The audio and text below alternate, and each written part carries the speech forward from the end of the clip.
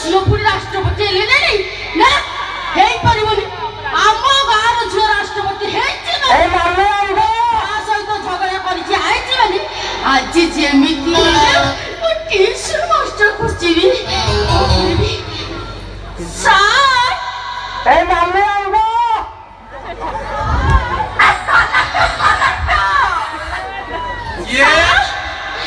କିଏ ଡାକୁଛ? ସାର୍ ମୁଁ ଆପଣଙ୍କର ନୂଆ ଛାତ୍ରୀ ମାନେ ମାହାନ୍ତି। ସାଥୀ ସାଥୀ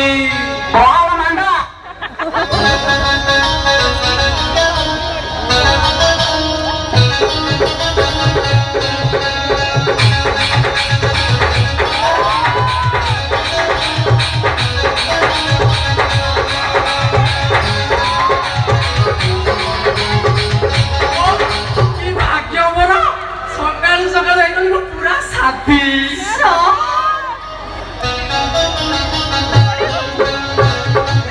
ଯଶଶ୍ରୀ ବାବା ଯଶଶ୍ରୀ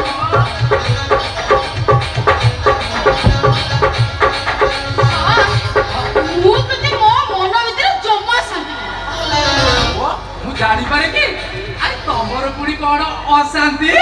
ସାର୍ ନାଇଁ ସାର୍ ଆପଣ କହିଲେ ମୋ ଭିତରେ କଣ ନାହିଁ?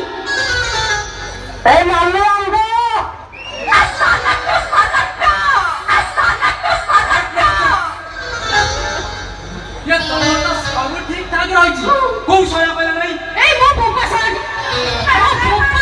କହୁଛି ମୁଁ ଯୋଉଠିକି ଯିବି କିଛି କରିପାରିବିନି।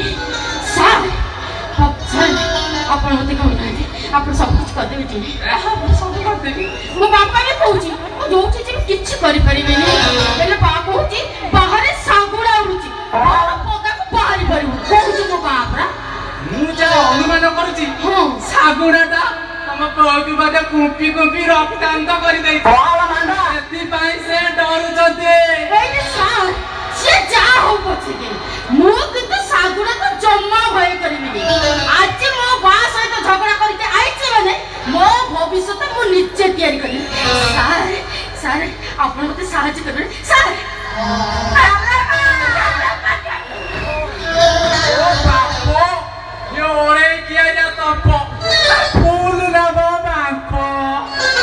ଆଚ୍ଛା କହିଲ ମୋ କୋଚିଂ ସେଣ୍ଟର ଠିକଣାଟା ତମକୁ ଦେଲା କିଏ? ମୋ ସାଙ୍ଗ କହିଲା ଏ ପ୍ରୀତି କଣ ନାଚୁଛୁ ମୋ? ସାର୍ ଆପଣଙ୍କ ସେଣ୍ଟର ନାଁ କଣ? Premananda coaching centre. ମୁଁ ଏହାର ପ୍ରୋଭାଇଡର ପାନାଙ୍କର ସାଣୀ। ତମ ନାଁଟା? ମୋ ନାଁ ହେଲା ପ୍ରୀତି ମହାନ୍ତି ଆଉ ମୋ ବାଆ ନାଁ ହେଲା କୀର୍ତ୍ତନ ମହାନ୍ତି। ଘରେ ନାହାନ୍ତି ଆମ ବାପା ପୁଅକୁ ଛାଡ଼ିଥିଲେ କେହି ନାହାନ୍ତି। ସାର୍ ଆମ ଘର ହେଲା ମିଶନ ଶକ୍ତି। ଆଇ ମିଶନ ଶକ୍ତି? ସେ ଗାଁରେ ତମର ଘରେ ଛାତ୍ରୀ ଅଛନ୍ତି। କଣ କହିଲେ ସାର୍ ସେ ଘରେ ଛାତ୍ରୀ ଅଛନ୍ତି? ନାଇଁ ମାନେ ତମ ଗାଁରେ ମୋ ଜେଜେ ବାପାଙ୍କର ଛାତ୍ରୀ ହୁଏ। ଓ ମୋନା ସାର୍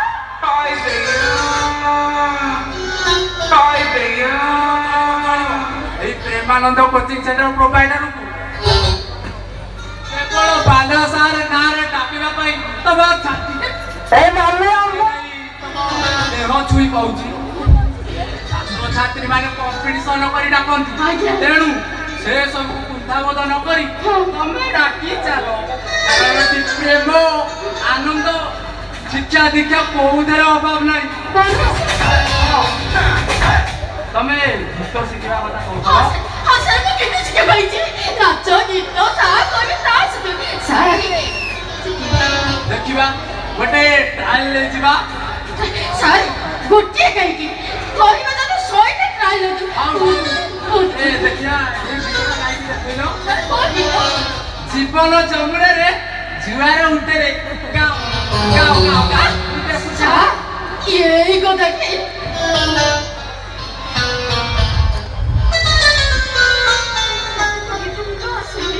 ମତେ କଣ କହିଲେ ଜୀବନ କାହିଁ ଜୀବନ ଯମୁନା ଜୁଆର ଉଠେ। ନା ନା ନା ନା ଉଠିଲାନି।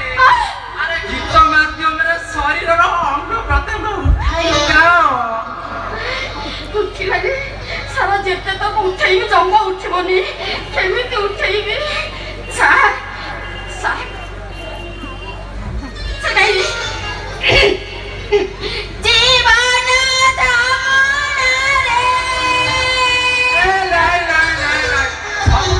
কিছু উঠোনি। আরে জুয়ারটাକୁ ଉଠାଇକି ଗାଅ। ସାର୍ ମୁଁ ତ ଉଠେଇ ପାରୁନାହାନ୍ତି। ଆପଣ ସାର୍ ଟିକେ ଉଠେଇ ଦଉନାହାନ୍ତି।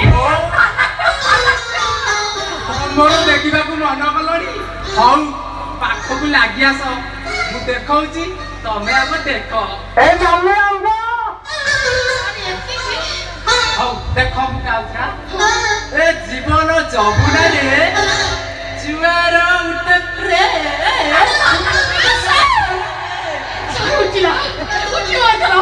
ଏମିତି ଗାଉ। ଜୀବନ ଯମୁନାରେ ଜୁଆର ଉଠେ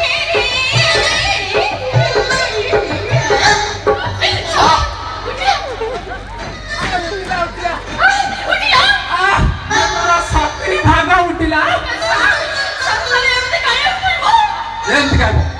ଲାଜ କରୁଛ କି? ନା ନା ନା ଜମା ଲାଜ କରନି।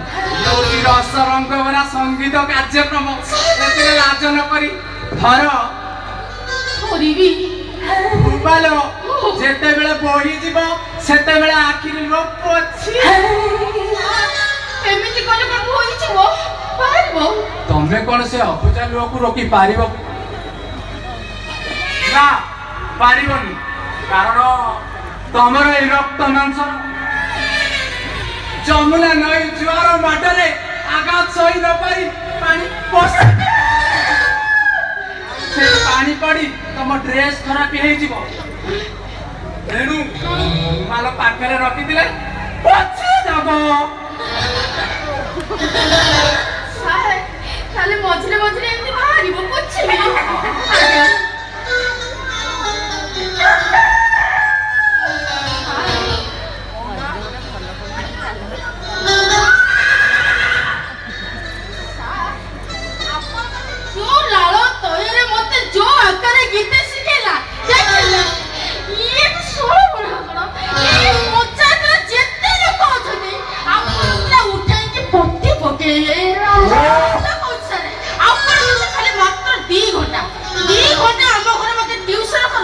ଦେଖିବେ ଆପଣ ନାଟକ ମୁଁ କେମିତି ଟେକିକି ରଖୁଛି। ଆଗ୍ରହ ଦେଖି ମନା କରିପାରୁନି, ହେଲେ ତମ ଭିତରେ ଯାହା ଅଛି ମୁଁ ଦେଖିକି ଠିକ ଅନୁମାନ କରୁଛି। ତମେ ପଢିଲେ ବର୍ଷକ ଭିତରେ ଫଳ ପ୍ରାପ୍ତି ହବ। ଆପଣ ସେଇଆ କରନ୍ତୁ। ଦେଖନ୍ତୁ ବର୍ଷକ ଭିତରେ ମୋ ବାପାଙ୍କୁ କେମିତି ମୋ ଦିଟା କରିକି ଦେବେ। ଠିକ ଅଛି ଠିକ ଅଛି, ତମ ଇଚ୍ଛା ପୂର୍ଣ୍ଣ ହବ। ଆଉ ସାର୍ ମୁଁ ଏଥର ଯାଉଛି, ମୋର ଟିକେ ରଖିବେନି? କଣ? ଏଇ ନମ୍ବର କହୁନ। ବାହାର କରୁନାହାନ୍ତି। ଲେଟ୍ ହଉଛି। ସାର୍ ବାହାରିଲା ପକଉନ ଟିକେ ଦେଖିକିରି। ଏଇଠି କଣ 1 3 4 5 0 ମଝିରେ 11ଟି।